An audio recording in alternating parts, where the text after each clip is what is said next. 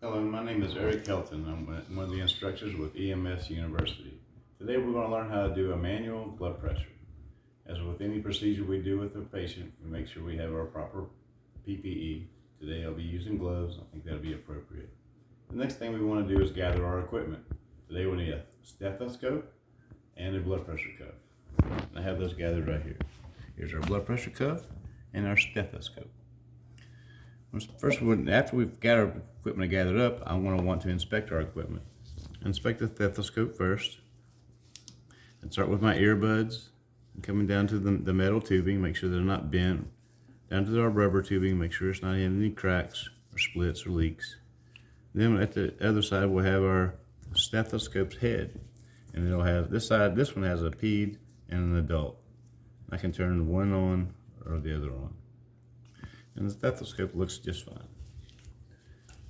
So we'll go over to our blood pressure cuff and inspect it. Just the big long tube here will be our cuff or our tourniquet part of the blood pressure cuff. And then we have our gauge. That's where we'll be able to see what our systolic number is and our diastolic numbers for our blood pressure.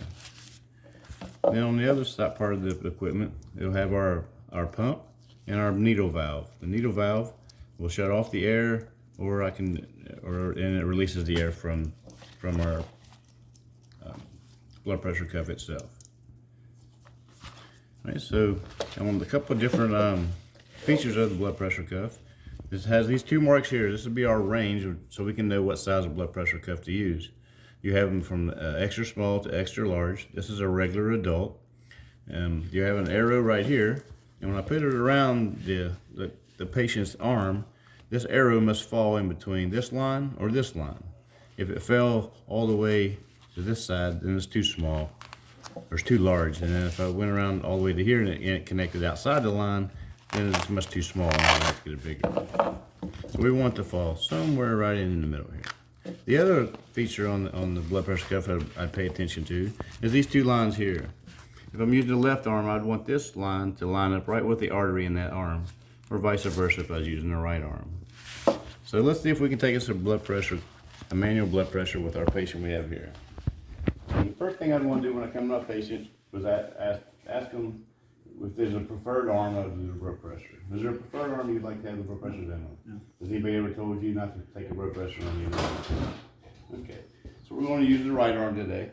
So I'll put the blood pressure cuff on. A little bit of sleeves won't matter a whole lot. Put the blood pressure cuff on.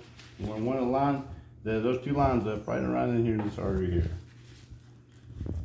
So, oops, sorry.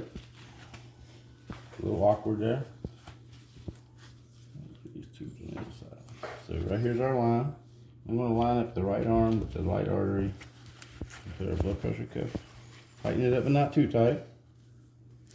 Get my stethoscope on here. Oh, swallow my tongue there. And I'll put it right up on where the artery is. We're just lining up. And then I want to be able to see my gauge.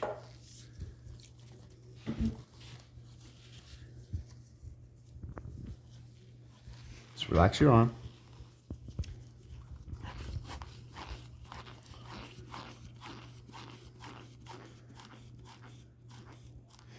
Okay, I bring it to about 200 and I'll start letting the air out slowly until I first hear his heartbeat. Okay,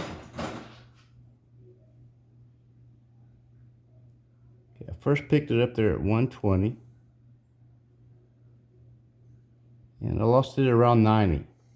So we have a blood pressure of the systolic of 120 and a diastolic of 90. And that's about all we have today for our lesson on how to do a manual blood pressure.